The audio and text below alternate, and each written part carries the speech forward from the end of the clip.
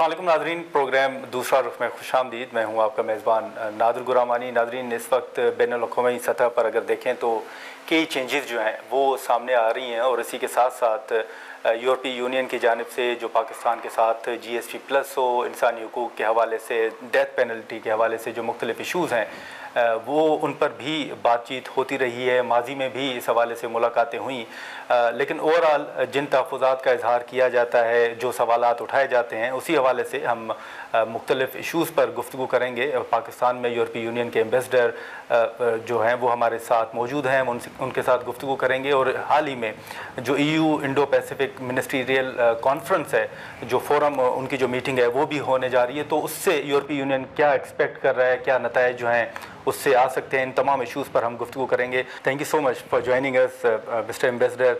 I think this is your first time to Pakistan and you have recently come to Pakistan. How's the experience? Yes, it's two and a half months in Pakistan, but really a very intensive agenda. We have quite a lot of incoming visits, but also visits of Pakistani government to Brussels. So it's good. Also, really have excellent team, which is also good, and of course we are looking forward. My team, we are working with Pakistan. Of course, I represent first of all the European Union and interests of the European Union. Also, my mandate is the enhancement of the relations between the European Union and Pakistan. But on the other hand, of course, really that our approach of our cooperation, it is the stability, but also what we could do together for the prosperity and sustainable harmonious development of this beautiful country, which is Pakistan. If I'm not wrong, recently you have been to Hunza, Gilgit, and recently you also visited Karachi. How did you find? Not yet, not okay. Hunza, but Karachi, yes. With the opening of the European Film Festival and the meeting with the Federation of Pakistani Chambers of Commerce and Industry.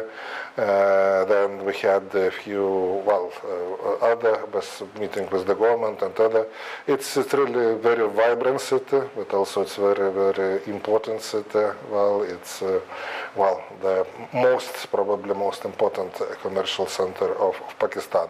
On the other hand, yes, I was not still in the north, so because of the busy agenda now in our days, but I could say that I saw the northern part of Pakistani mountains from further north, which means from Tajikistan, where I served three years as European Union ambassador.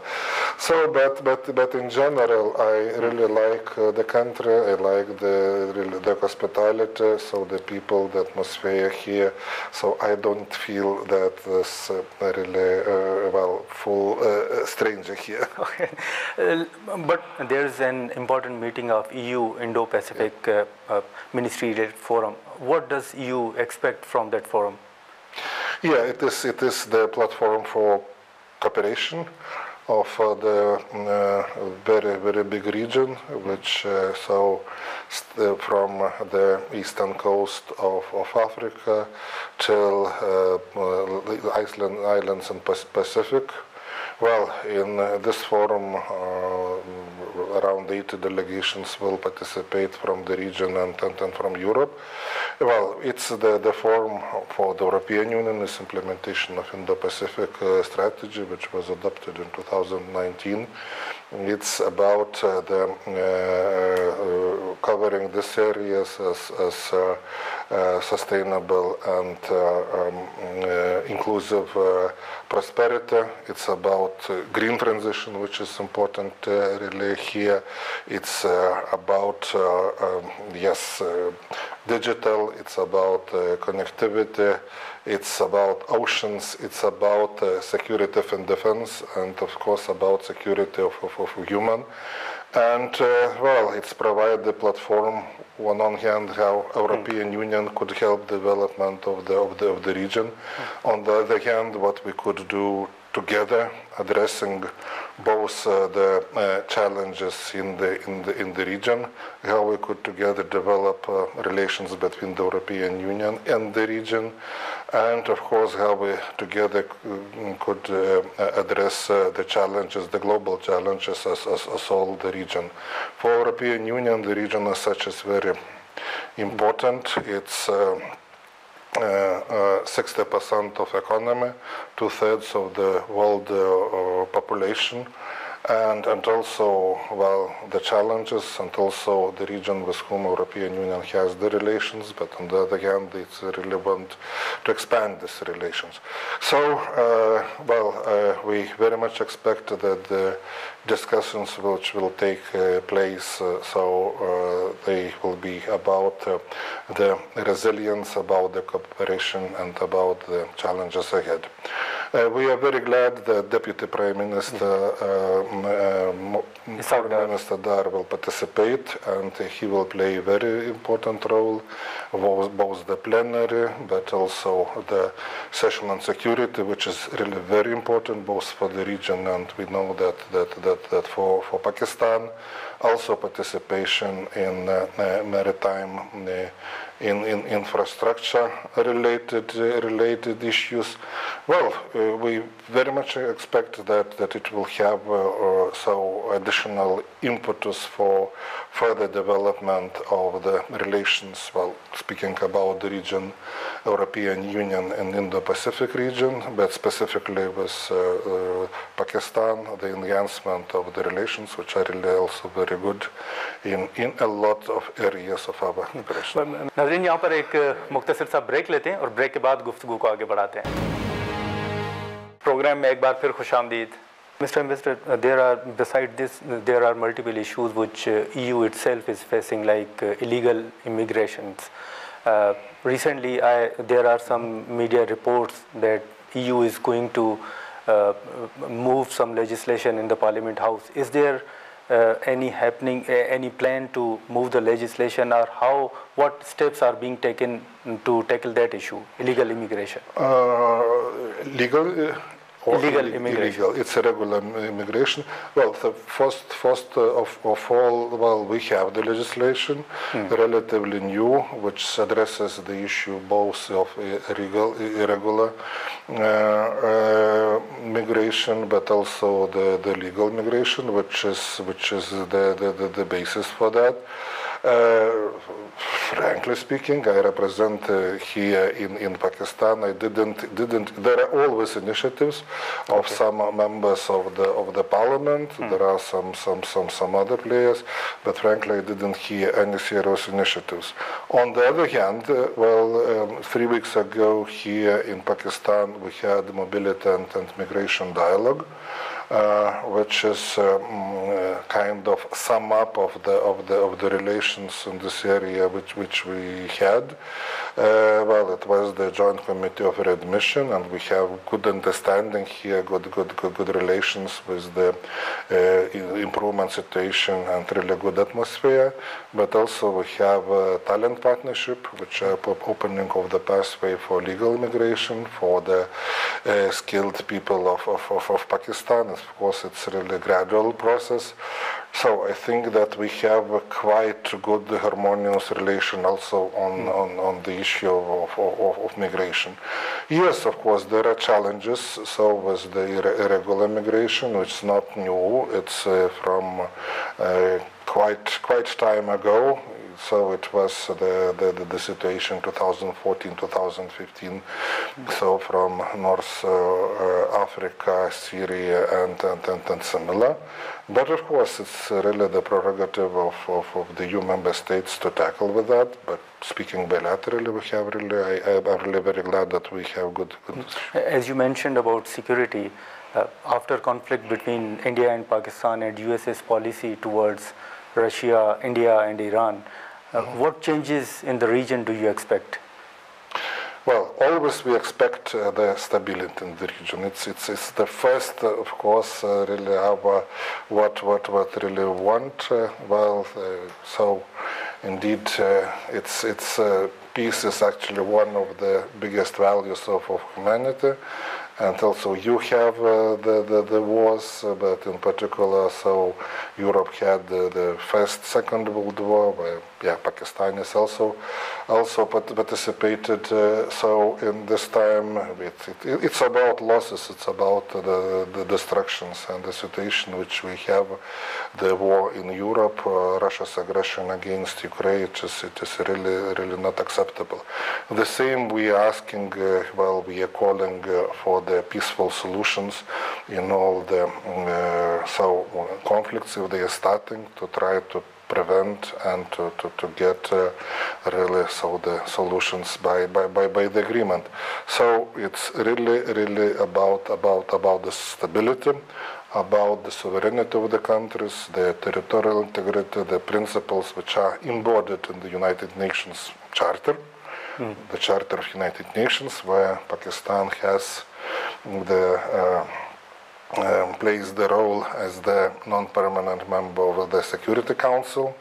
Also, we're starting its participation as the member of United Nations Human Rights Council, and of course, it will be win-win situation, positive for all to the region, but also in the relations between the European Union and Pakistan. This active participation, leadership position of Pakistan. But UN is being criticized by Trump himself. Of course, it's really President Trump. He has his own view, which do not like. But one is the common. It's common. We have quite a lot of common issues between Pakistan and the European Union.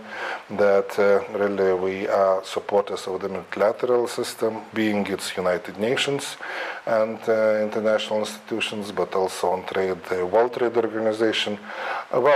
Yes, U.S. currently has another position, and it's quite unfortunate because United States was really very important country which was building United Nations and developing it.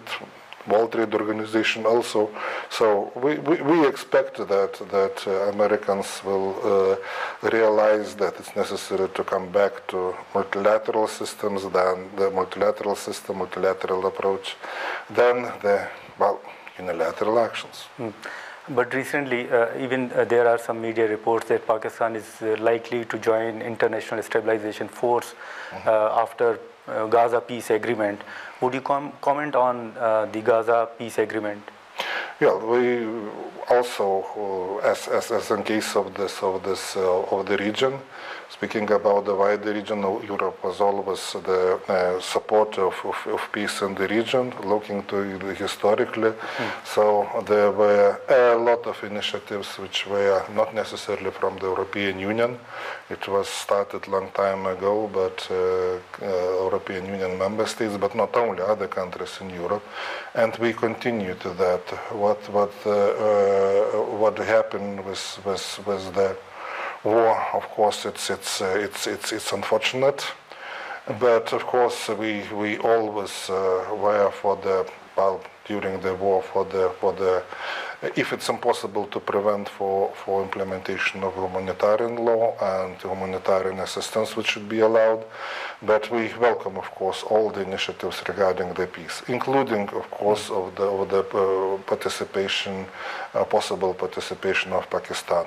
On the other hand, so also about Europe's role, just would like to flag that Europe was long time building structures in Palestine, and speaking about the monetary term, financial contributions, it's absolute donor, number one donor for these purposes, and we determined to continue for the stabilization of Gaza and while making contribution to the peace to peace either.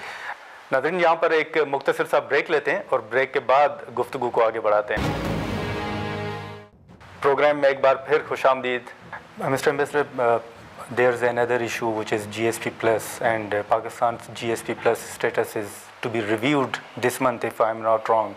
What you expect from Pakistan? Yeah, it will be monitoring mission which is periodical one. So it will be the assessment of the implementation of all necessary United Nations conventions for the application of the GSP plus system.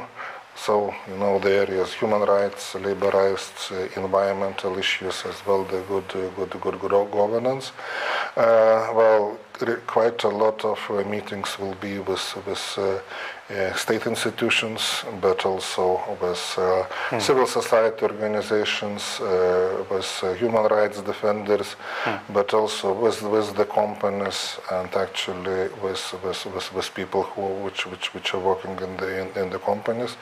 And then, well, on the basis of the findings of the United Nations bodies, because they first of all are responsible for the monitoring of these conventions, and what we found on the ground. So the report will be issued probably with further recommendations. But yes, so it's no, the situation is quite often that. In challenging situations in not easy countries, either glass is how to treat it as either it's semi-full or semi-empty. So the aim is actually to have it at least not to go to the situation of almost empty. So the implementation of the conventions is really important. Regarding the areas, indeed, so both human rights, so like the issues of death penalty, like issues of blasphemy, forced disappearances, situation of minority rights, situation of women. So from this angle, then child labor and forced labor will key. So in this monitoring mission, and also the monitoring mission is also important from this angle. From that angle, that it will be probably the last monitoring mission of the present GSP Plus scheme. Okay. Because new scheme will enter into force soon, probably from 2027, and Pakistan will need to reapply in order it would like to continue with the GSP Plus preferences. So it means that the report of monitoring mission will be one of the most important sources assessing the progress and compliance with Pakistani commitments vis-a-vis these United Nations. But so far, whatever Pakistan has done in context of GSP Plus, are you satisfied? Is EU satisfied? Well, actually, I think that exactly the monitoring mission will look to that and make the conclusions. On one hand, of course, before that, European Union identified, I think already 2 years ago, identified the main issues which we were asking to address Pakistani side. I had already during these 2.5 months quite a lot of meetings with ministers, other governmental representatives. We see certain progress, at least what really they are saying.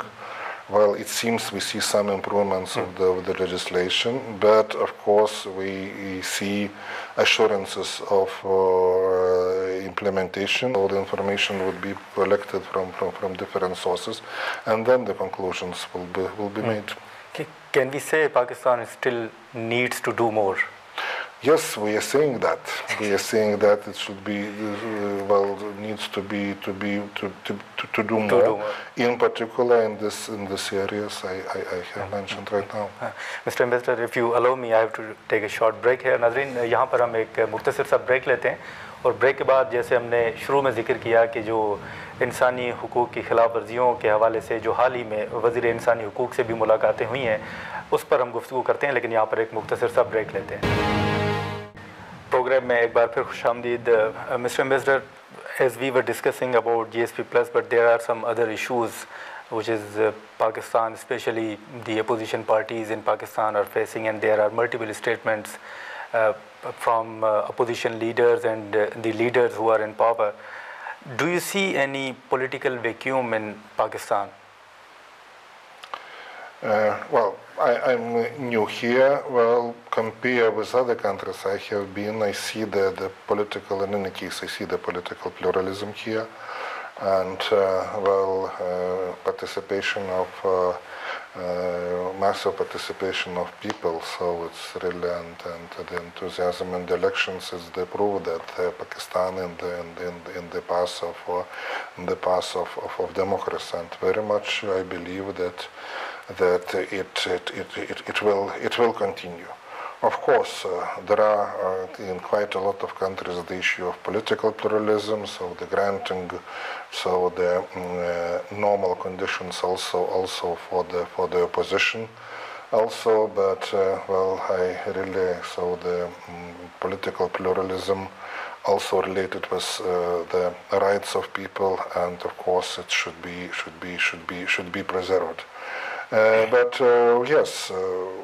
From this angle, from the angle of rule of law, from the angle of human rights, these and similar issues will be discussed. Probably not so in the GSP Plus monitoring mission, but we have dialogue on rule of law and democracy and human rights. And it will be discussed. So immediately after the finalization of the GSP Plus mission. But opposition parties in Pakistan are claiming that there is increase in human rights violations in Pakistan. Do you agree that there is increase? Well, we see certain challenges. So in human rights. We see the challenges of civil society organizations with them. We see the challenges which is mass media they are facing. But of course, so we are looking from two angles here. That first of all, speaking about the GSP Plus. The problem on concrete issues, so with the Pakistani commitments in respect of the implementation of United Nations Convention and the international law, and also we are another format is a format of the dialogue, format of the discussions and the encouragement to have the progress in this area, but not the decline in them. But there is another issue, as we discussed about missing persons. There is debate even in Parliament House. Opposition leaders claim and they issue their own numbers, and some leaders in the power, they say otherwise. Does it worry you how serious this issue is? Yes, as I mentioned, the issue of forced disappearances, it is one of our priorities, both within the human rights dialogue with the specific name, but also one of the issues on which we have the questions, and we see the problems in the context of the GSP Plus. Of course, we understand that some structures were established, like the Commission of Disappearances. Of course, we will look whether it's enough, whether it's sufficient. But of course, it's we will have really a lot of question on that. So to the institutions. But recently. The Parliament House has passed 27th constitutional amendment, and there are some media reports, even international media has reported it. What would you comment on that? Do you think that this is Pakistan's internal issue? It is, I think, first of all, internal issue. It was, in any case, so that the decision amendment of the Constitution, it's according by the legislative body, which but in any case has the authority to represent the country, represent the society, and but on the other hand, of course, the question is we have first of all about the independence of judiciary. Well, we have different views. We're hearing them from, let's say, from the opposition, from think tanks, civil society organizations, from international organizations which are working here. So, and our lawyers also will look before the GSP Plus monitoring mission to concrete formulations and the consequences. I'm not sure whether it's the question for the GSP Plus, so whether lawyers should establish some link with Pakistani international commitments or not, but definitely, so it's really important issue which already very high in Pakistani political agenda, as you mentioned also in the press. Yes, this issue also will be discussed so during the subcommittee's meeting on rule of law, democracy and human rights. Mr. Ambassador, one last question. Former Prime Minister Imran Khan is in jail. Has EU at any stage taken up this issue with Pakistan? Well, we discuss these and similar issues in the general context of rule of law and democracy. But well, there are quite limits to raise the individual issues. We respect judicially. Of course, we have questions, but we respect the judiciary of the country. Well, and of course, there are limits.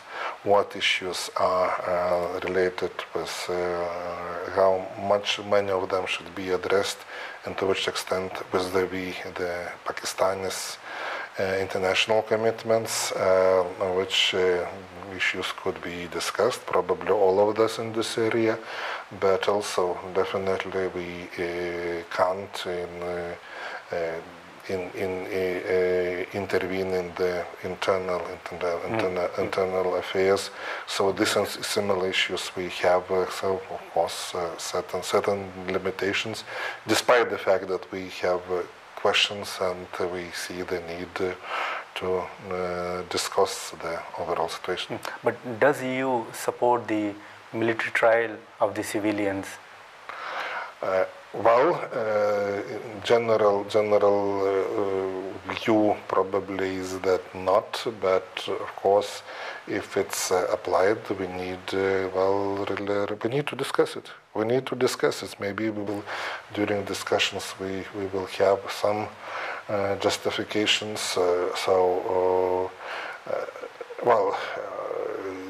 Of course, security situation is really problematic. There are a lot of challenges which really see. But on the other hand, of course, it's really human rights is the universal value, and they should be implemented. The question, of course, if some measures are applied which are affected to human rights, indeed the question is the potentiality, and that the human rights should not be, of course, artificially limited. Thank you so much, Mr. Ambassador. नाज़रीन, यूरोपी union के सफ़ीर की गुफ्तगू आपने सुनी, जो मुख्तलिफ issues थे GSP plus से लेके जो हाल ही में सुप्रीम कोर्ट का फ़ैसला था जो सिविलियंस के मिलिट्री ट्रायल के हवाले से था, और इसी के साथ साथ जो एक अहम मीटिंग होने जा रही है उस हवाले से हमने गुफ्तगू की। आज के प्रोग्राम में इतना ही। इजाज़त दीजिए। अल्लाह हाफ़िज़।